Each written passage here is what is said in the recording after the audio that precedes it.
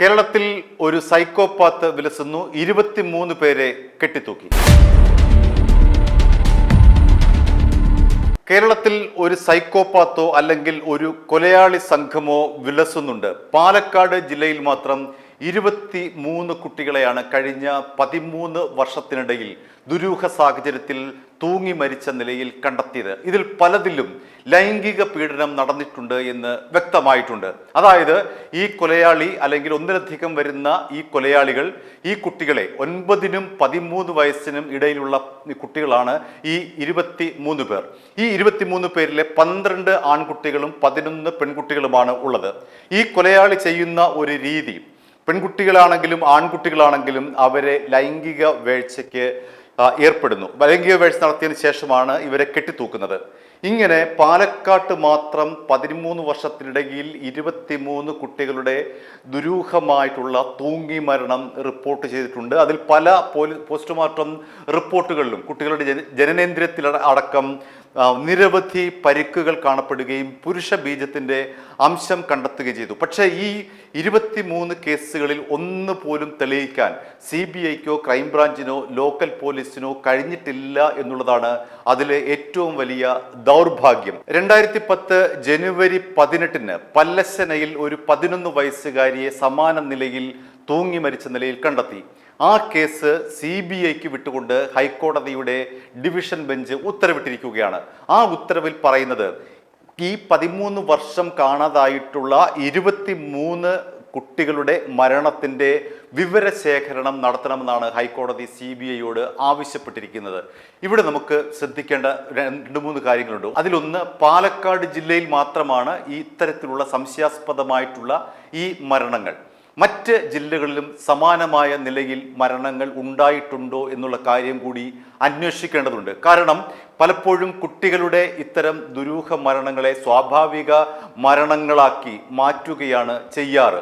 ഇവിടെയും പലപ്പോഴും സംഭവിച്ചിട്ടുള്ളത് അതാണ്. പാലക്കാട് ജില്ലയിലെ 13 സ്റ്റേഷൻ അതിർത്തികളിലാണ് ഈ കൊലകൾ നടന്നിട്ടുള്ളത്. വാളയാർ, കസബ, കൊല്ലങ്കോട്, പട്ടാമ്പി, ശ്രീകൃഷ്ണപുരം, കോങ്ങാട്, ഒറ്റപ്പാലം, ഷൊളയൂർ, അഗളി, ചിറ്റൂർ, കല്ലടിക്കോട്, ഹേമാംബിക എന്നീ പോലീസ് സ്റ്റേഷൻ പരിധിയിലാണ് ഈ 13 വർഷത്തിനിടെ 23 കുട്ടികളെ കെട്ടിത്തൂക്കിയ നിലയിൽ കണ്ടെത്തിയത്. ഇതാരാണ് ഇത് ചെയ്യുന്നത്?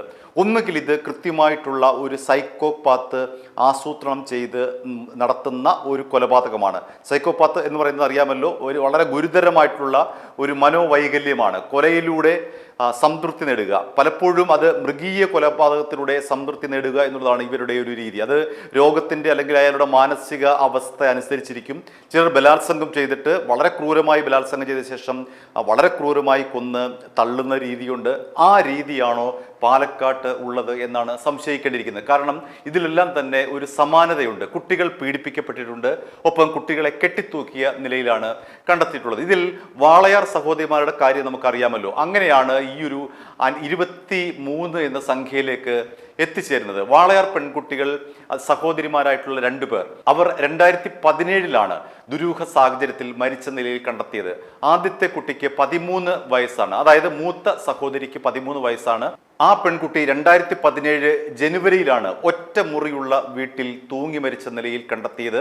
പിന്നീട് മാർച്ച് 4 ഏതാണ്ട് 52 ദിവസം കഴിഞ്ഞപ്പോഴേക്കും 9 വയസ്സുള്ള അനിയത്തിയെയും ഇത്തരത്തിൽ തൂങ്ങി മരിച്ച നിലയിൽ കണ്ടെത്തി. അതിൻ്റെ അന്വേഷണം ഇപ്പോൾ CBI ഏറ്റെടുത്തിരിക്കുകയാണ്. അത് അന്വേഷണം പുരോഗമിച്ചുകൊണ്ടിരിക്കുകയാണ്.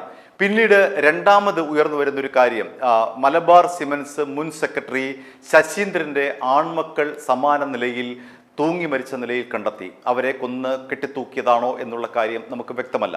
ഇപ്പോൾ ഹൈക്കോടതി ഒരു കേസിന് CBIക്ക് വിട്ടിരിക്കുകയാണ്. ആ കേസ് CBI അന്വേഷിക്കണമെന്നാണ് കോടതി ആവശ്യപ്പെട്ടിരിക്കുന്നത്. 2010 ജനുവരി 18 പല്ലശ്ശനയിൽ അമ്മയുടെ മുറിയിൽ ഒരു 11 വയസ്സുകാരി സമാന നിലയിൽ പീഡിപ്പിക്കപ്പെട്ട നിലയിൽ തൂങ്ങിച്ചത്ത് നിൽക്കുന്ന ഒരു രംഗം ഉണ്ടായിരുന്നു. ആ ഒരു കേസ് അന്വേഷിച്ചത് പോലീസാണ്. ലോക്കൽ പോലീസ് അന്വേഷിച്ചു. ക്രൈംബ്രാഞ്ച് 10 വർഷമായി അന്വേഷിച്ചുകൊണ്ടിരിക്കുകയാണ്. CID അന്വേഷിച്ചിട്ടുണ്ട്. പക്ഷേ ഇതിലൊന്നും തന്നെ ആരാണ് കൊന്നത് എന്നതിനെക്കുറിച്ച് വ്യക്തതയില്ല. ആ പെൺകുട്ടിയുടെ ജനനേന്ദ്രിയത്തിൽ മുറിവുകളുണ്ട്, പുരുഷ ബീജത്തിൻ്റെ അംശമുണ്ടായിരുന്നു.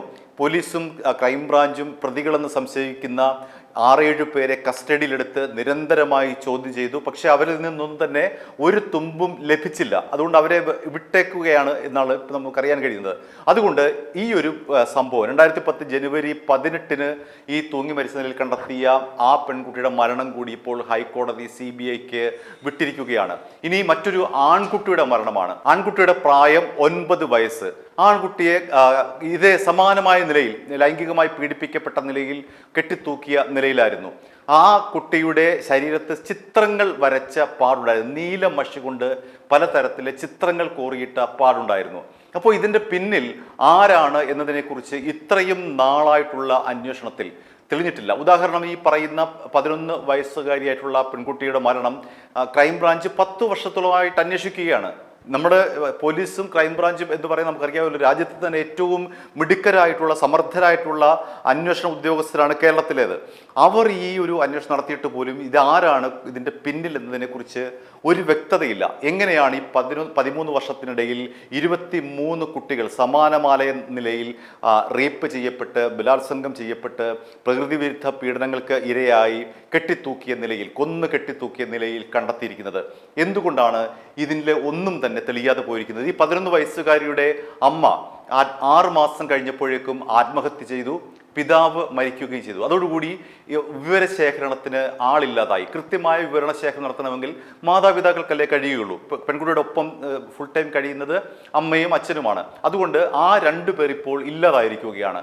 അപ്പോൾ ഇത് CBI അന്വേഷിക്കുന്നതോടുകൂടി കൂടുതൽ വ്യക്തത വരുമെന്നാണ് പ്രതീക്ഷ. പക്ഷേ ഇതുവരെയും വളരെ സഹോദരിമാരുടെ മരണമടക്കം ഇതുവരെയും ഒരു തരത്തിലുള്ള വ്യക്തതയും വന്നിട്ടില്ല എന്നുള്ളതാണ്. പ്രതികളെ കൃത്യമായി കണ്ടെത്തി അവരെ നിയമത്തിന് മുന്നിൽ കൊണ്ടുവന്ന് ശിക്ഷിക്കാൻ തക്ക വിധത്തിലേക്ക് കാര്യങ്ങളൊന്നും എത്തിയിട്ടില്ല. എല്ലാം തന്നെ അനന്തമായി നീളുകയാണ്. എല്ലാ കേസുകളും ദുരൂഹതയിൽ നിലനിൽക്കുന്നു. ഇനിയാണ് നമുക്ക് ശ്രദ്ധിക്കേണ്ട പ്രശ്നം. സമാനമായ നിലയിൽ, ഇതിപ്പോൾ പാലക്കാട് മാത്രമാണ് പറഞ്ഞത്, സമാനമായ നിലയിൽ മറ്റ് ജില്ലകളിലും കുട്ടികൾ ഇത്തരത്തിൽ കെട്ടിത്തൂങ്ങി ആത്മഹത്യ ചെയ്ത നിലയിൽ, അത് കൊലപാതകമാകാം, ഈ പറയുന്ന പാലക്കാട്ടെ പോലെ തന്നെ ഉള്ള മരണങ്ങൾ. ഇപ്പോൾ അന്വേഷണ ഏജൻസികളുടെ മുഴുവൻ ശ്രദ്ധയും പാലക്കാട്ടേക്കാണ്.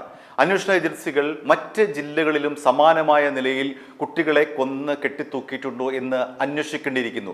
പാലക്കാട് ജില്ലയിൽ മാത്രം 23 കുട്ടികളെ കൊന്ന് കെട്ടിത്തൂക്കാമെങ്കിൽ മറ്റ് ജില്ലകളിൽ എന്തുകൊണ്ട് ആയിക്കൂടാ? അതുകൊണ്ട് മറ്റ് ജില്ലകളിലേക്കും ഈ അന്വേഷണം വ്യാപിപ്പിക്കണം. ഓരോ ജില്ലയിലും കഴിഞ്ഞ 10-20 വർഷത്തിനകം ഇത്തരത്തിൽ സമാനമായ നിലയിൽ കുട്ടികളെ തൂങ്ങി നിൽക്കുന്ന നിലയിൽ, കുട്ടികളെ റേപ്പ് ചെയ്ത് കൊന്ന് കെട്ടിത്തൂക്കി ഇരിക്കുന്ന നിലയിൽ ആണ് കാണുന്നതെങ്കിൽ സമാനമായ കേസ് തന്നെയാണത്.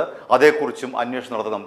ചുരുക്കത്തിൽ കേരളത്തിലെ മുഴുവൻ ജില്ലകളിലും ഇത്തരത്തിൽ കേസുകൾ ഉണ്ടായിട്ടുണ്ടോ എന്നുള്ളതാണ് ഇപ്പോൾ അന്വേഷണ സംഘം ശ്രദ്ധ തിരിച്ചുവിടേണ്ട മറ്റൊരു വഴി. ഇവിടെ പാലക്കാട് മാത്രം ശ്രദ്ധിച്ചു നിന്നാൽ ഒരു പക്ഷേ ഈ പല ദുരൂഹ മരണങ്ങളും ശ്രദ്ധയിൽപ്പെട്ടിട്ടുണ്ട് എന്ന് വരില്ല. മറിച്ച് മറ്റ് ജില്ലകളിൽ കൂടി അന്വേഷണം വ്യാപിപ്പിച്ചാൽ ഇതിൻ്റെ പിന്നിൽ ആരാണ് എന്നതിനെക്കുറിച്ച് ഒരു വ്യക്തത ലഭിക്കും. ഇപ്പോൾ ഈ 23 കൊലപാതകങ്ങളെക്കുറിച്ച് യാതൊരു വ്യക്തതയുമില്ല. ഇത് ആരാണ് കൊന്നത്?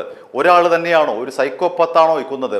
അതോ ഒന്നിലധികം പേർ ചേരുന്ന സൈക്കോപാത്തുകളാണോ ചെയ്തത്?